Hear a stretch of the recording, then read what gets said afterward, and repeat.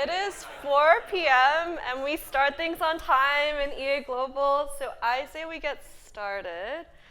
Hello, everybody. I'm Angelina, so I work on the EA Global team.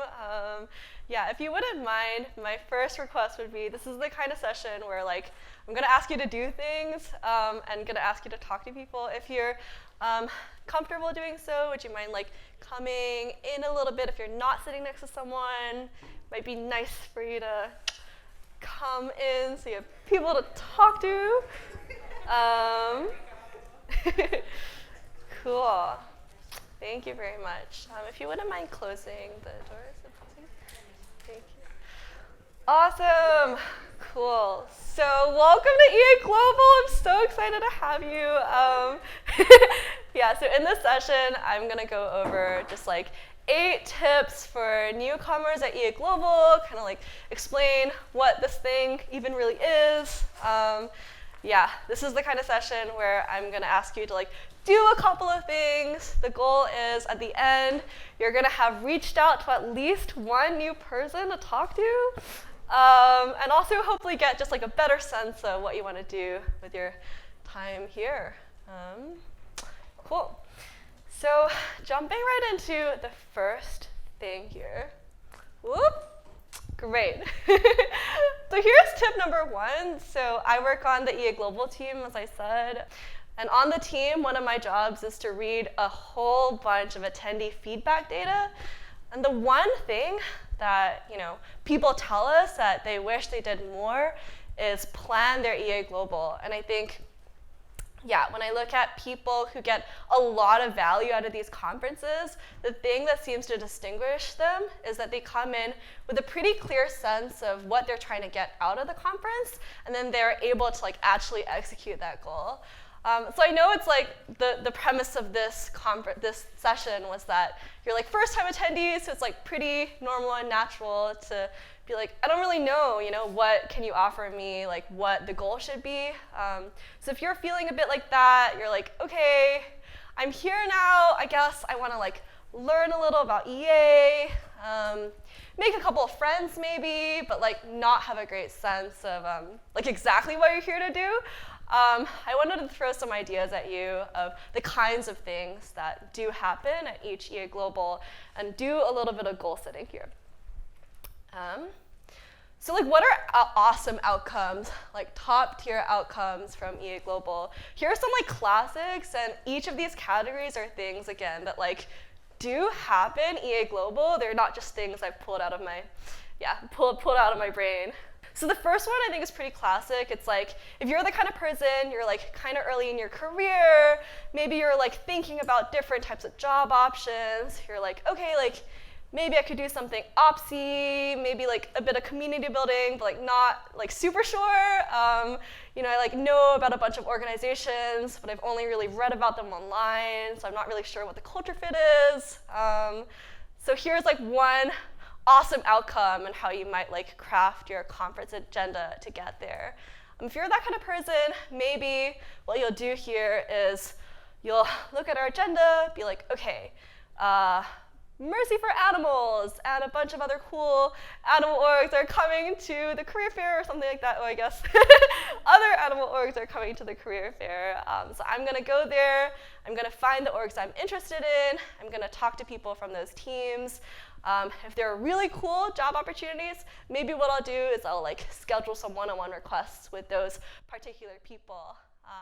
And then you're going to plan maybe next Wednesday when I have time, I'm going to schedule 2 hours in order to smash out a bunch of job applications.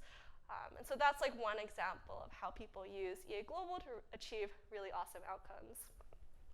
I think a second classic one is people who have heard about all of these cool causes in EA, but just have a bunch of questions left about what is right for them. So maybe it's okay, I've heard a lot about this wild animal welfare thing, I don't know, I think animals are important, I think wild animals are important, but how tractable is this? Could I really work on this? What do I think about insect welfare? I have no idea.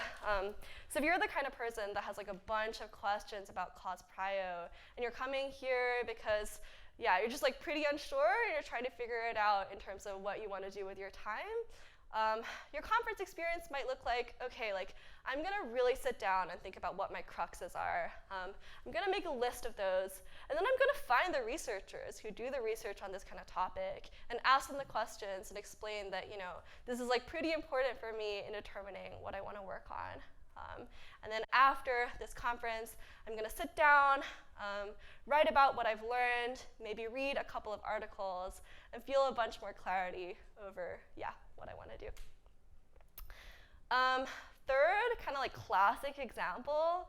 So a lot of people come to EA Global, they're like, okay, like I know what my cause is, I know what I want to do, but you know, I don't feel like I have the skills to get there, so I don't know, maybe you really care about biosecurity, and that's like your thing, and you really want to work on concrete bio projects, but you're like, I don't know anything about super PPE, like what even is that, like how would I help? If you're kind of in that position, maybe your conference experience looks like, okay, like I'm gonna find the person with a career that I want to get. I'm gonna tell them where I am, explain what I'm looking for, I'm gonna schedule a bunch of one-on-ones, and then I'm gonna figure out exactly, yeah, like what I need to do in order to become that person. Maybe I'll find an accountability partner, someone who's kind of in the same position as me. We're gonna like schedule a bunch of accountability meetings, and then I'm gonna leave this conference feeling like I have a clear plan for, yeah, like what I'm gonna do next. So here's like a fourth idea. Again, these are just ideas for you of like, I'm here now and I have no idea what I'm here to do. Maybe it's like, okay, like I have a specific thing, I like have a project or like a job I'm really excited about, but I'm not totally sure that this is the right fit. I want to get a bunch of feedback about it. So maybe the thing that you do here is you look on Swapcard, you're like, okay, who are the specific people that could advise me? You send them a one-on-one request where you're pretty clear about what you're trying to get out of it, and then you leave the conference with a bunch of clarity around which of your options is the right next step. Cool, so I just did 4, so now you're all gonna do 1 for yourself. So here's your prompt. I'm gonna set a timer for 3 minutes. And here's the question, like imagine after this weekend, you go home and you're like, oh my God, EAG was amazing, and it changed my life, and it went really well. What does that look like, and what happened for you? Cool. I'm setting a timer, so you can do a little bit of ideating. And go.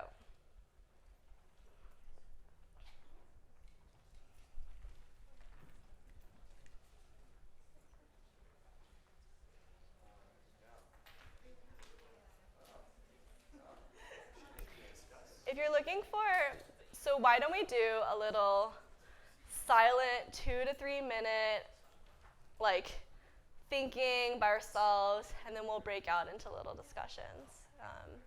If you're looking for paper and pens, there's pens on the floors, and you should have been given notebooks. Okay, we're gonna call it here. Hello. Woo! Okay, all of you are such overachievers because you've already now done tip 2, which is called meet with people. I think this is one of the things that people find most surprising about EA Global. If you've been to other, like maybe academic conferences or things like that, that it's a really networking focused conference. The whole point is to talk with people. So EA Global doesn't look like the kind of conference where you just like take yourself from session to session and maybe you like ask a Q&A, but like that's all the talking you do. EA Global looks like this, you know. EA Global looks like a conference where you're totally allowed to talk to people, like even if they're sitting by themselves, you know, in a room or like by themselves at the lunch table. It's like normal and natural. And yeah, the secret is people really do want to talk to you. If you find someone who like looks a bit lonely, they probably would appreciate it if you reached out. So yeah, just a reminder, yeah, EA Global is a conference for networking. Cool. Tip number 3. So there's this app called Swapcard. You probably have it already if you got into the door. You were asked to show it. So this is what it looks like if you haven't opened it up a lot. It's going to contain a bunch of info that you're going to want to know about when are my sessions and when are my one-on-ones, who are the people coming to this thing again. All of that information is on the Swapcard. Speaking of Swapcard, it's what you're going to use to do number 4, book one-on-ones. And this might be the slide if you're going to take away anything from this talk. You're going to hear this a couple of times throughout the conference, but I think the number one thing that newcomers wish they knew about earlier is the importance of one-on-ones and why they're important. So yeah, again, as I've said, I've read a bunch of feedback about EA Global, and the one thing people tell us that they find the most value from is one-on-ones. And take this from someone who organized all of the content. There are only so many content slots you can go to, but there are literally 1,500 options you have for people to talk to. So the reason why we stress one-on-ones is because we think they're the best way to personalize your conference experience. If you have a specific kind of problem that you're trying to solve, you're trying to get tailored feedback about a particular thing, about your career, it's just no speaker is really going to be you, Angelina, should do X, but you can actually get that kind of advice from one-on-ones. So speaking of one-on-ones, I'd say that as a rough ballpark, the average attendee has anywhere between maybe 4 to 20 one-on-ones. So maybe if you're kind of introverted, 20 sounds like a lot, and it is a lot for a lot of people. But if you are coming here to network and you're really excited to meet with people, it is the kind of conference where some people will clock in at 9 a.m., clock out at 10, and just bam, bam, bam, bam, bam, meet a bunch of people all day. I think that's probably not most people's ideal happy medium, but it is that kind of conference, and yeah, people do want to meet with you, so consider doing them because we think they're really valuable. So how to find people for your one-on-ones, this is where Swapcard comes back in. So Swapcard search functionality has a couple of filters that can be pretty useful. So if you're trying to talk to someone from a particular org, here's mine and that's me, you could do that. If you're trying to find people with roles that you're interested in, you can go to Swapcard as well. If you're looking for a bit more tailored search, there's also the attendee data sheet.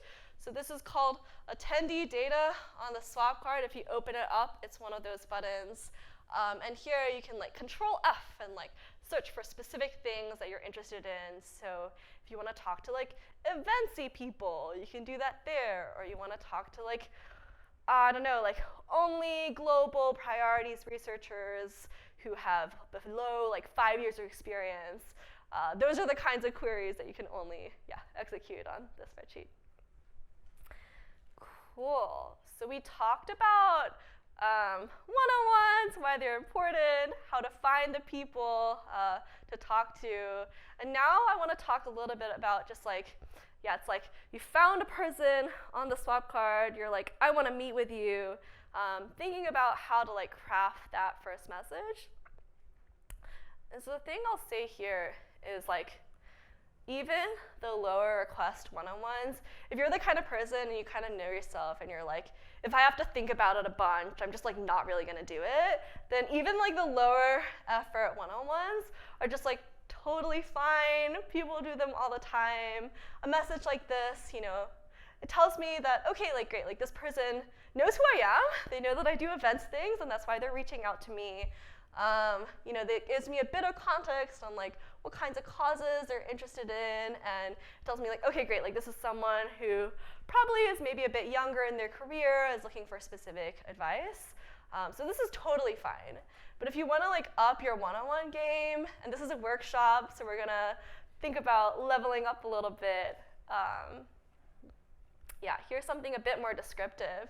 And it's just a reminder that, networking, if you want to get maybe like better results for your connection requests, it's often really helpful to tell people a little bit more. So this is definitely a little bit higher effort, but I like this kind of message because, okay, it tells me that like, hi Angelina, I want to chat about e-events, like they know who I am. Okay, like they have a little bit of maybe community building experience. It gives me a bit of context on who they are, where they are in their career. It tells me they have a specific goal.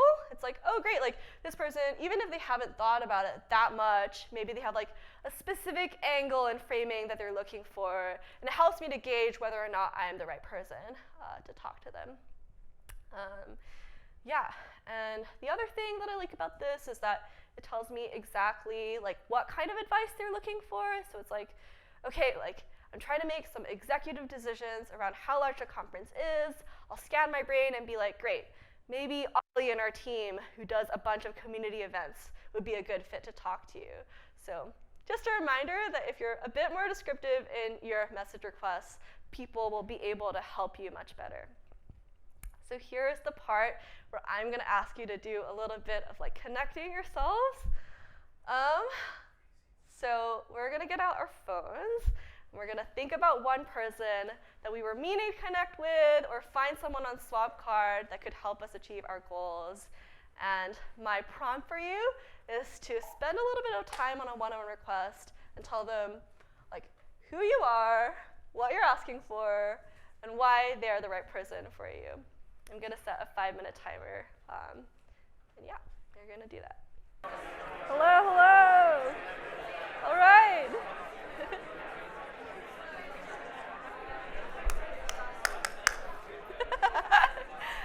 Okay, everybody. So you're just smashing through EA Global. Do that like 19, 20 more times. That's basically the conference. So yeah, cool. Okay, so we have now all like sent a connection request. We have a couple people in mind that we want to talk to at the conference. I'd say the last thing on this like meeting people thing is like EA Global can be kind of, like one of those pretty intense experiences if you're meeting people back to back. Maybe you're not going to remember all of the things that you said that you would do at the time. So my advice is, yeah, like during the conference, remember to take notes. It's surprisingly easy to forget like what you said you were going to do. My advice here is that if you promise to do something, maybe if it's going to take you 1 minute, just do it in the middle of the session. If not, get out your phone or like get out the notebooks that we provided and write it down. I think other advice here, like suppose like, okay, you say, oh my God, you're so cool, you would really love my friend. If you're gonna connect people, just do it then. It's like super easy, just create the Facebook Messenger group or whatever it is. If you're talking to someone, you're like, I like you and I wanna be friends, but I'm gonna forget your name. One thing you could do is like take out your phone and like open up the camera and be like, yep, I'm gonna take a photo of your like name tag and then I'm not gonna forget you anymore. Other things I do is like, if I meet someone, I like them, I either find them on Swapcard before they leave me, or I like find them on social media or whatever it is. Other thoughts here, yeah, I think it's often pretty good to like, during the conference, before things get really hectic, to like plan for next week of like, okay, EAG is over, I had a bunch of fun experiences, how am I actually gonna turn that into like figuring things out for myself? So one thing I tell people to do is like, just think ahead to, like next week after you get back from the conference. It's like, okay, maybe your flight lands Monday morning, you're gonna take maybe Monday off to recover. So on the Tuesday, you're gonna schedule 2 hours to be like, oh, here are all the articles I said I would read, here are all the messages I have to send, just to make sure that you actually, don't just meet like 30 people and then forget about them and go back to the rest of your life. Cool, so we're gonna do a little like planning, ideating. It's going to be one of the final talky sessions. So find one more person, and this is a chance to do a little bit of like preparation on like how are you going to not forget about this conference and make sure it turns into value. Cool. Gonna set a 3-minute timer this time. Find someone new. Go make a plan.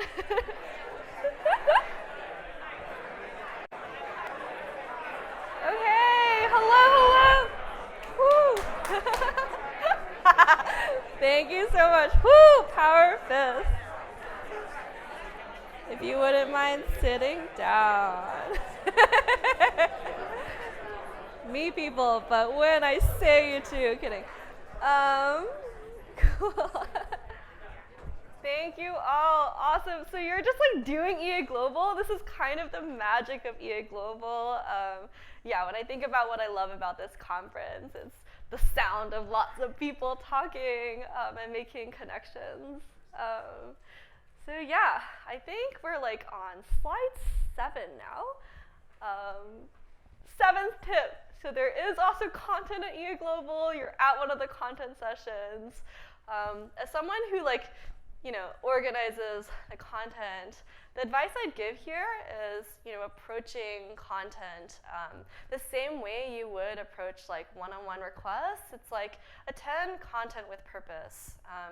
So as I said before, just the nature of connection and the humans that you're gonna meet here is you have like 1,500 different options for people you can meet here, and only like, I don't really know how many, it's like less than 100, like maybe 50, like not that many different types of content slots that we can fit into the conference. And what that means is often, specific content slots are probably not going to be tailor-made to your experience.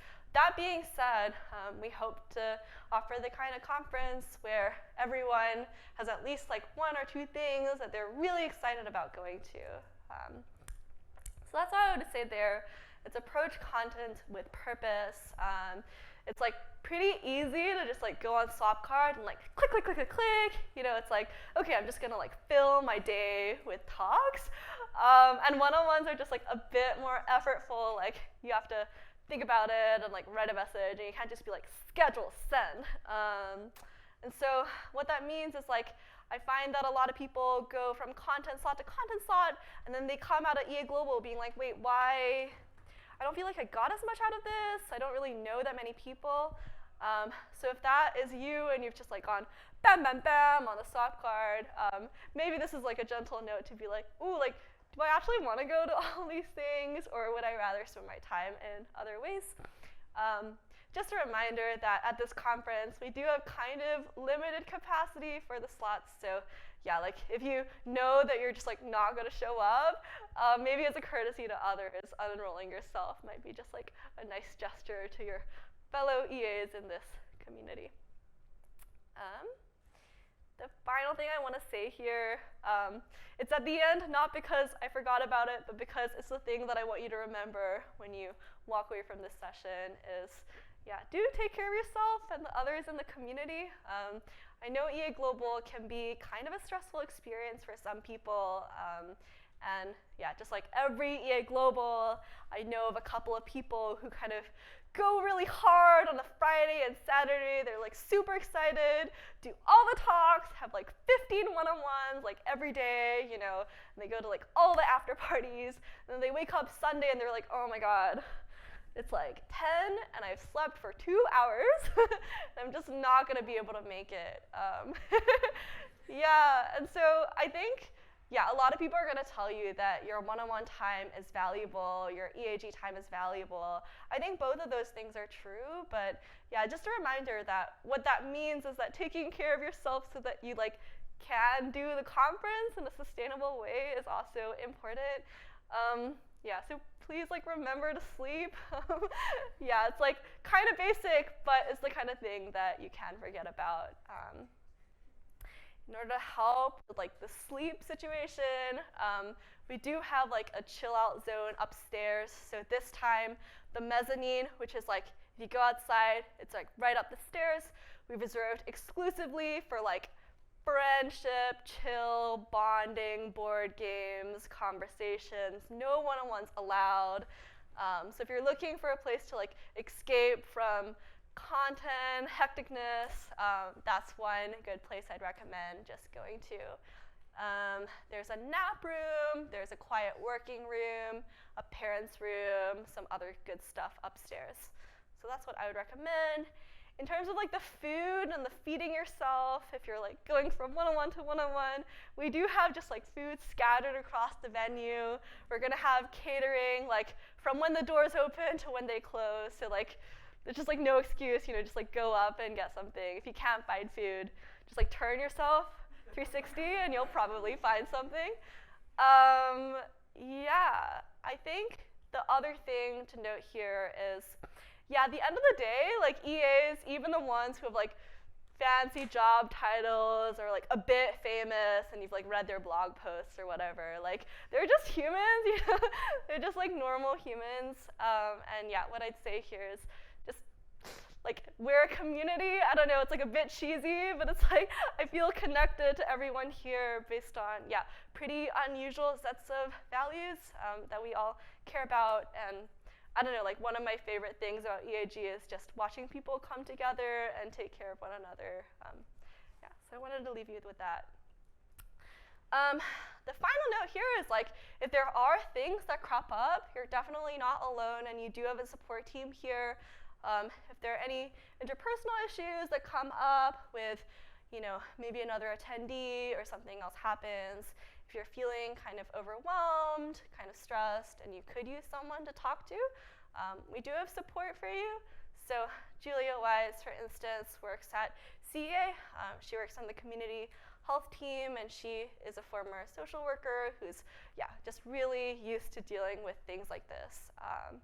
And if she's not available, like for instance, she's giving a talk later on, Charlotte Darnell, who is one of my colleagues and works on the events team, is also on call at all hours during the conference for any particularly tricky things that happen. They can be found on the Swapcard if you type in their names and send them a message, or on WhatsApp, text, calling through that number over there.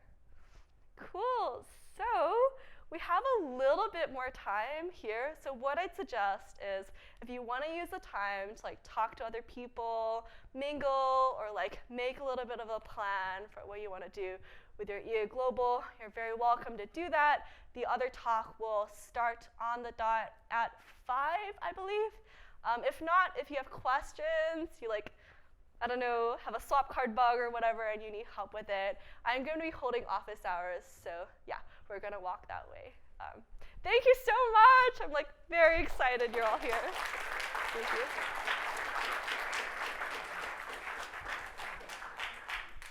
If you want to find me, I'm going to get on mic and then we're going to walk over here.